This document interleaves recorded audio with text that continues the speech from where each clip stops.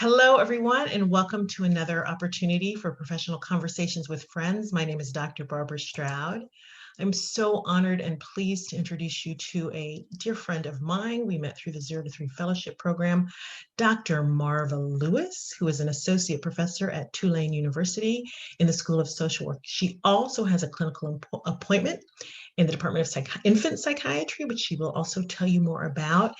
I wanted Dr. Lewis to talk to you today because she's been doing some fascinating work, some groundbreaking work around combating disparity in the child welfare system. And we know that is a long-standing problem. In addition, she has some fascinating research she's been doing on hair combing and nurturing activities and routines that come through that, and has a book coming up. So, Dr. Lewis, I'm excited to have you with us and eager to hear about your upcoming book that will be published this year. But let's start with the child welfare community, because I know a lot of folks who watch these interviews work in children's mental health, and this is a group that many of us are supporting. So tell me about what you've been doing and some of the things you've been able to teach. Well, thank you so much, Dr. Stroud, for number one, inviting me, Barbara. And Yes. I'm honored to be here and this conversation with you. So since about 2011, not about, it was 2011, I've been working with the National 0 to 3 Safe Babies court teams. And I presume your audience may know who that is and what that is. And my role has been to do training, consultation. I'm a member of the National 0 to 3 Advisory Board. But my role has been to do trainings around the how we got into the racial disparities that we see in the child welfare system with brown and Black children who are in the child welfare system. So over the years, it began with I began with these trainings, talking about historical trauma of slavery and how that was the genesis, that was the origins of these disparities. That provided and created the structure for the disparities that we see in 2021. So it's just to begin with, we begin the conversations there. And I use a relationship-based approach to talk about the historical trauma of slavery, that it was a shared trauma that impacted not only the targets of oppression and slavery, the enslaved Africans, but also everybody in our society, everybody in the United States society has been impacted in some way, shape, or form by that institution, that peculiar institution. Kenneth Stamp, the sociologist, used that phrase of the peculiar institution of slavery that was shared by all. And so some of the topics that we focused on have to do with, how do you broach the topic of race? How do you understand, how do you engage families of color in our services or provide services for them? Now the work that I do, and I'm just quickly going over Yeah. these No, things, and it's a you great can ask summary. me questions, but now my work, this is, I can't believe it's almost been 10 years that we've been doing this work. And the teams have grown. These Safe Babies court teams are individual teams around the country with connected with different court systems, local court systems, juvenile court systems. They're interdisciplinary teams. So my work has always been to the team. And now my focus is on using a train the trainer approach around racial equity. So in this COVID environment, we've done a series of webinars, and it's again, Train the Trainer, a race equity webinar series, that's the official name of it. But again, the goal is to prepare the team members to first, we've developed, this is the other thing, Barbara. I've been doing this work for so long and realize it can't just be one person. Yeah. And teams need tools. We as a country have not had a conversation. As you know, your other guests have talked about, we haven't had the conversation we need to have to really address the historical trauma of slavery and how it permeates everything that we do in this country. Various structures, our families, parent-child relationships, worker, uh, uh, worker-client relationships. Everything is impacted by the legacies that say what it is we do, how we see each other, perceptions. So, I do work trainings on bias, but now the trainings are on how racial disparities hurt these babies. It Yeah. hurts the babies. I try Mhm. to put a face on these statistics. When we say disparity, that's what we mean. Black and brown children, be they 11% of the population, Mhm. 7% of the population in their local communities tend to be overrepresented, which would mean they would be 20 to 30% of the child welfare Yes, population. yes, And I'm not yes, giving you using that as an example for our yes. participants to kind of understand what we're talking about. Why is it, the question sort of begs, why is it that children of color are overrepresented in child care? I'm sorry, in child welfare? Where skin color is the mark of oppression, and it otherizes us, it makes us visible in many ways that triggers in helpers and reporters. Healthcare folks are more likely to report folks. That's how children get into the system. Mhm. When stereotypes that are associated with this skin color are triggered, that and when services are not given to those same infants and babies and families who come into the system mainly due to neglect, and if it's neglect, poverty, Yeah. disproportional representation and poverty, you go through every social determinant of health. There are people of color disproportionately represented, whether or not it's infant mortality, whether or not it's maternal health and poor birth outcomes. You name the disparity, you name the social determinant of health, and we're represented. Then we get into the system, stereotypes kick in. This person doesn't want to engage. This person, they don't care. This person, you name the stereotype, and I don't want to repeat the stereotypes, but you name the stereotype, and then the families are in the system. Yeah. So what I hear you saying is really implicit bias, which is part of your work and it's part of my work. I'm on a full-on assault. I'm on in a war against implicit bias. I'm trying to get us to do the work of looking in the mirror, noticing it in Oh, ourselves, and yes, changing it in ourselves. Because the way we're going to deconstruct racism is by unpacking our own implicit bias. yes, I yes, really do feel that each of yes, us, me included, needs to look in the mirror and say, where am I perpetuating these inappropriate stereotypes of yes, othering anyone, yes, yes, people of color, people of different faiths, people who have partners that they love that are different than the choices I make, on and on. There's no limit of discrimination, I say, and racism is a very targeted, entrenched national problem in the United yes, States. And I would add to what you've already said so well, in terms of what the science tells us. And this is not folklore, people complaining. This is what there's data upon data upon data that says the very same thing that Marva is telling you right now. This is the legacy of historical trauma. This is the outcome in many ways of slavery. And many Americans want to sort of, who have the privilege of saying that was a long time ago. Why do Black people, why do people of color keep complaining about slavery? And this is why, because we have this legacy of disparity brought on by internalized uh, racism fueled by internal, implicit yes, bias or stereotypes. And so until we move past that, unpack that, make peace with that, whatever healing needs to happen at the national level, we will continue to have these disparities across health, across child welfare, across educational outcomes. And I know we were talking about child welfare because that's where you're doing your work. But do you think that's a fair statement? Do you think it's reasonable to say? yes, yes, yes. And I want to reinforce one of the points you just made in terms of how we unpack. When we unpack those legacies, the legacies permeate policies like redlining. The legacies impact practices. We have to think about the structure, the institution, back to peculiar institution of slavery, that there it was very intentional. The practices and laws. Think about the laws that were passed, the Dred Scott decision that said that any child born of an enslaved African mother, they were a slave for life. The concept of chattel slavery, you are a slave for life.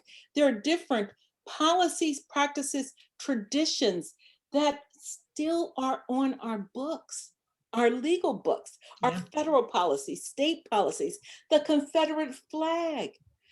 I mean, it's with us. And you see me getting triggered again because it's with us in so many ways. And when I hear you say unpack, I love the fact that you're saying it has to be unpacked. It's not just simply we're all going to sing kumbaya and all live happily ever after. We Right. won't. We Yeah. have to have, this is going to be more than conversations. We got to do hard work.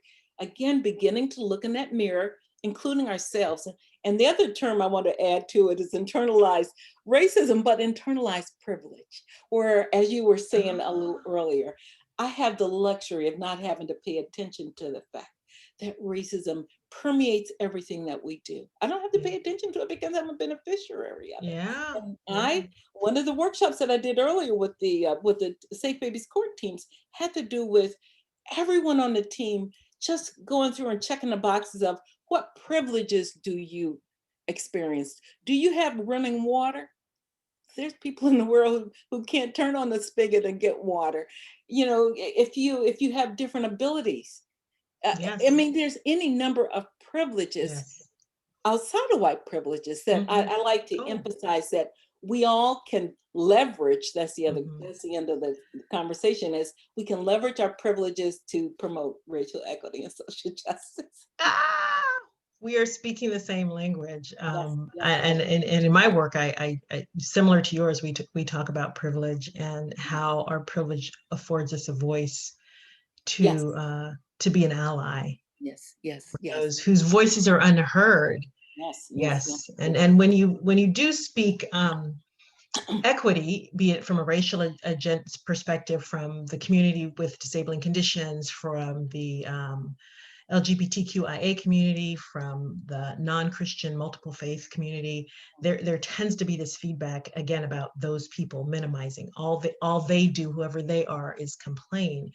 And for me in my work as someone who's not a member of let's say, for example, a community of people with disabling conditions, as I advocate for them, as I act as an ally, you can't minimize my voice as one of those people complaining. I'm stepping up for what's right.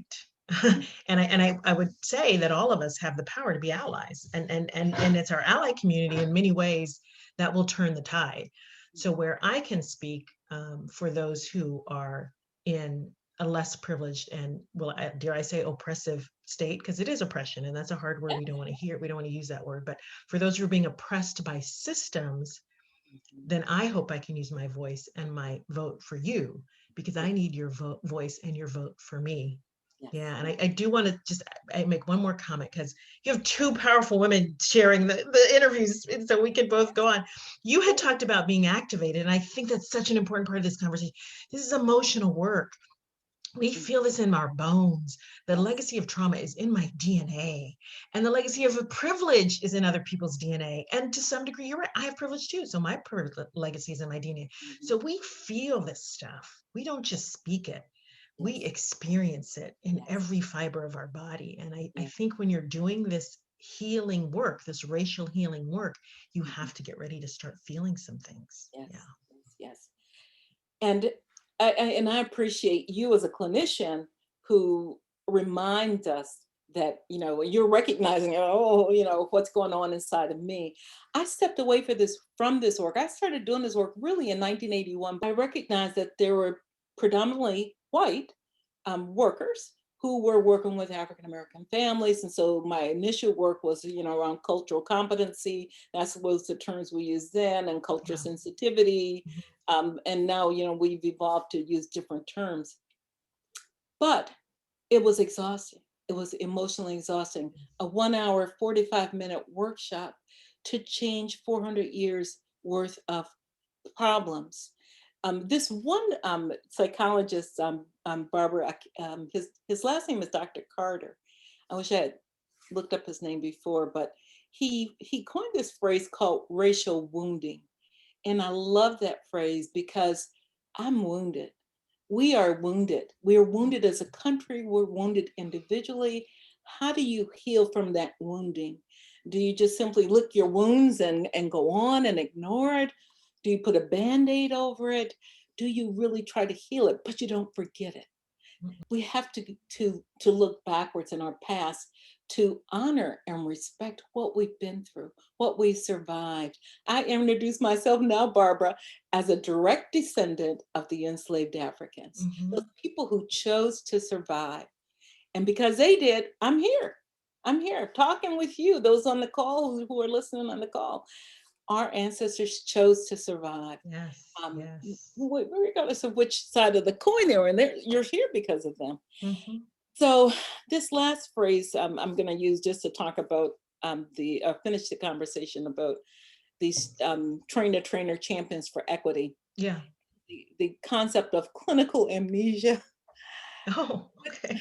This is again a legacy of structural racism, that we believe that, and I don't know in your work if you hear this phrase, we're all just human. I don't see race. I don't Yes. see color. And I'm Yes. going, if you don't see color and you don't see race, you don't see me.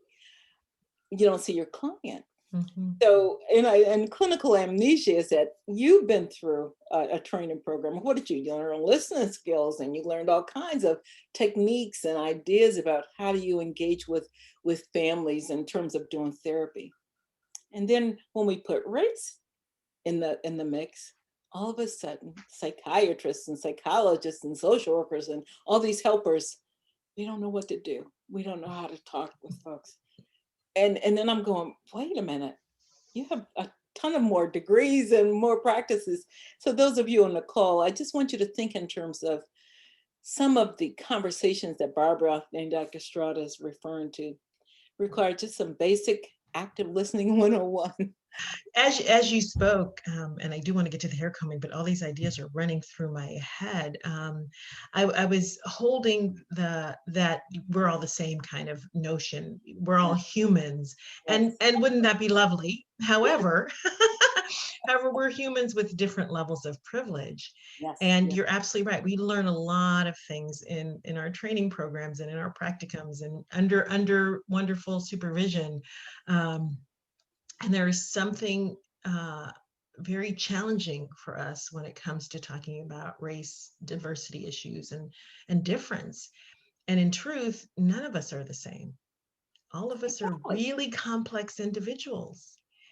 And you really can't know anyone, but you can help them know themselves. And really, for me, that is what our work is. My work as a therapist is not for me to know you, for me to tell you how to live, or for me to create a path for you. My role is for me to help you know yourself, to love yourself, to Mhm. see the potential in yourself, and to Yes. walk the path you choose to walk. And I would love that path to be free of bias, Mhm. racism, discrimination, and all the isms. Sadly, it can't be. How will you navigate that? I had said I had stepped away from the work, and then I came back to the work with the idea that if we can give helpers tools, if we can give allies tools, psychosocial tools, relationship based, informed by trauma, they can then go and do this work. And one of the tools is a racial disparities checklist so that they can know their population without necessarily going and asking them directly, has how has racial disparities impacted you? But if they meet me and they see visibly, and we start the conversation about who are you, how do you identify? I mean, I have some other kind of tools in terms of how do you introduce that concept of race and this topic of race and culture. But then you can do your own checklist to say, this baby was born prematurely. That's a racial disparity.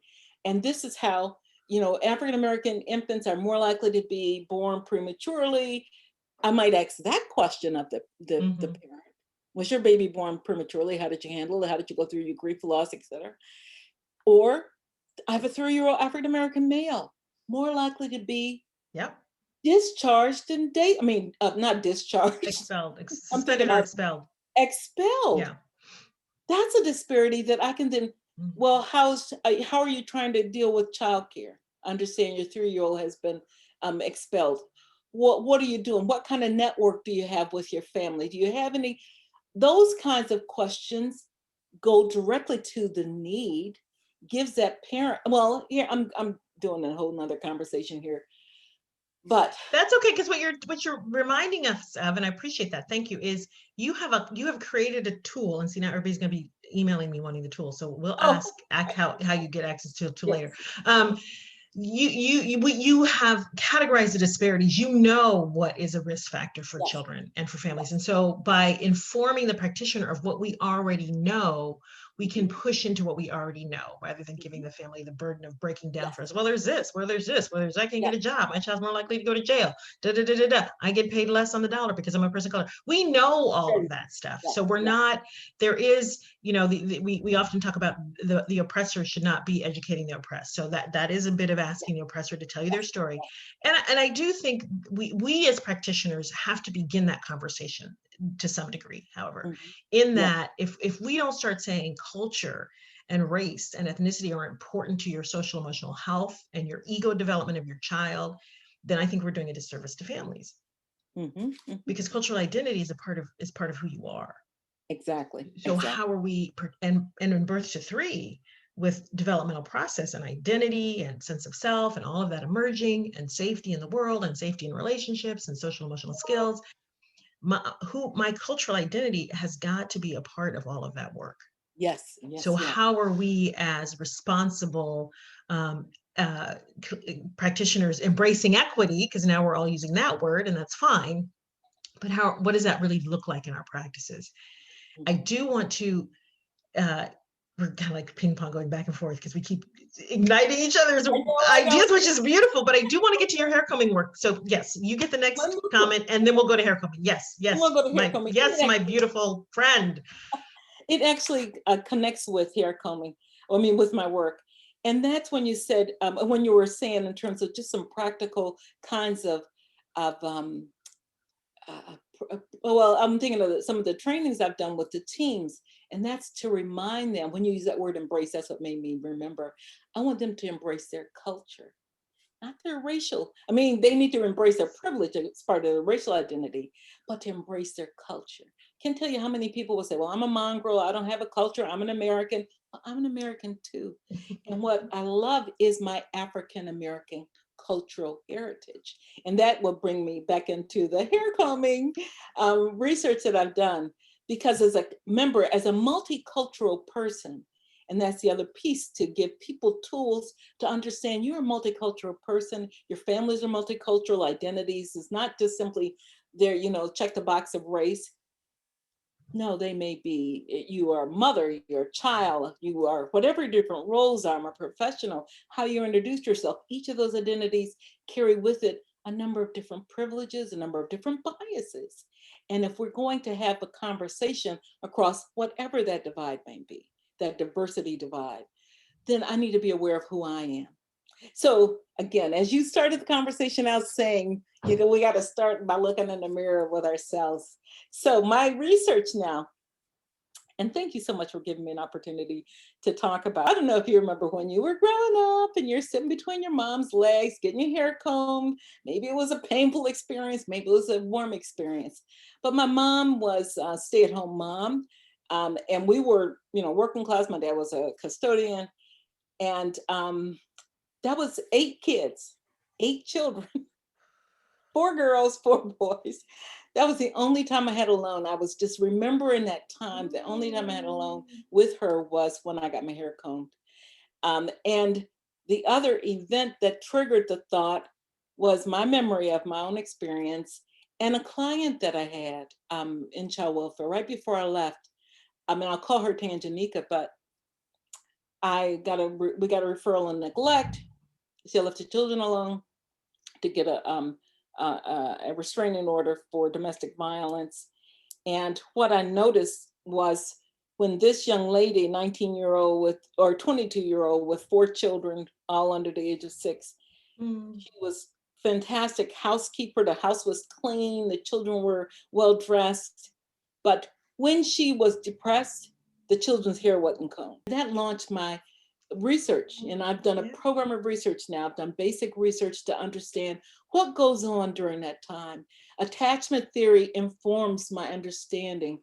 Attachment theory, as well as colorism, theories of, I use a colorist historical trauma framework to talk about how these old patterns, these intergenerational legacies that have been passed down in terms of child rearing practices that include bad touch and that include I'm going to let that baby cry. Belief that if you're going to spoil this baby if you pick this baby up too much. So what I've done is use the hair combing task as a context for assessment and intervention and connection. It's called Talk, Touch, and Listen while combing hair. What my research demonstrated was that verbal interaction occurs, physical touch occurs, and we know all the research now, Tiffany Fields' work in Florida, well, she's no longer in Florida, but all the work about the importance of physical touch, verbal interaction. I heard you saying that before, all the things that go on in the development of a brain from 0 to 3, all those maternal behaviors, maternal sensitivity, Mary Ainsworth talks about, they all occur during the hair combing task. Wow. My research demonstrated that on average, I've done focus groups with moms, African-American moms across the generations, to say, why is hair combing important? You know, it's important. I mean, I asked them what was good hair. That was actually my first question was, what is good hair? Their answer, healthy hair is good hair. So it wasn't about long or straight or the style. If it's healthy, it's good hair. Because again, reclaiming the stereotypes that nappy hair is right. Ugly, and curly pattern hair is ugly and undesirable. But on average, Barbara, moms comb their daughter's hair for the first 12 years of their life for about 10 minutes and 29 seconds. That's the average amount of time. I mean, it can go as 10 minutes and 29 seconds daily? Daily. When we literally looked at all these videotapes, how long did it take these moms to comb their daughter's hair from start to finish? And we found that it took on average about 10 minutes and 29 seconds to get that hair combed. Now, some moms took 45 minutes. Some moms took, 2 seconds. Boom, boom, boom, they were done. But on average, I mean, and we watched the videotapes, we coded them, and we accounted for the time it took. And my message to parents, my message to therapists, clinicians, and helpers is that we can use this task as a way to, one, understand the quality of that relationship. Yeah. You can use that videotape with a mom, or I'm saying mom, but fathers comb hair. There's a wonderful fathers comb hair too. Yeah. Wonderful series of YouTube videos right now of fathers combing hair, and I love it. But again, it's those memories that are associated with the hair combing that we want to get to, those internal working models of those early relationships.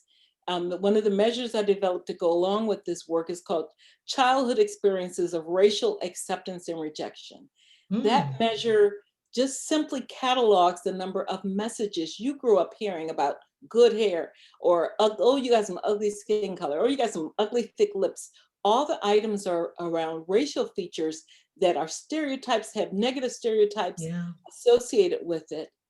Or, Barbara, and this is what happened in my first analysis of the data, ambivalent messages. If you were only praised because, oh, you have some pretty, pretty hair. Oh, you are so light-skinned and pretty. And those women were I mean, their responses, I did some semi-structured interviews with, a number of different women, from a number of different generations. And it was that feeling that I'm not good enough for who I am. You only like me because I'm this color. Right. Oh, wow. And again, those messages stay with they say with all of us. This is what early childhood, this is what infant mental health is all about, how those early experiences impact your adult relationships, your adult self-concept, what you think about yourself, and then ultimately how you're parenting your child. Yeah. So I want to tell folks that if you're interested in more, you need to purchase the book.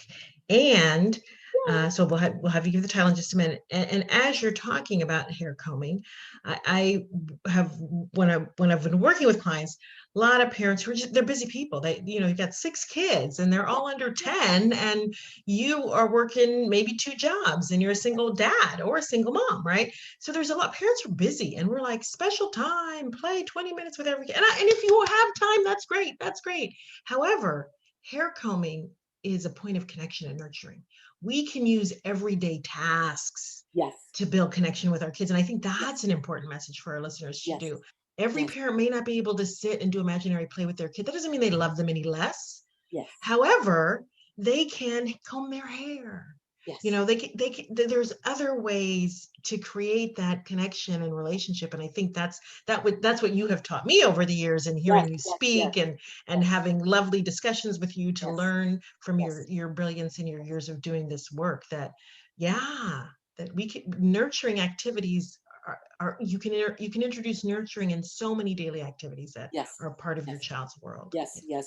Thank you for reminding me of that too, Barbara, because it's about the routines and the rituals that can communicate so many messages and can be done in so many different ways, whether or not it's the routine of reading a bedtime story, or it's washing the dishes together, or it's you have a family meal together.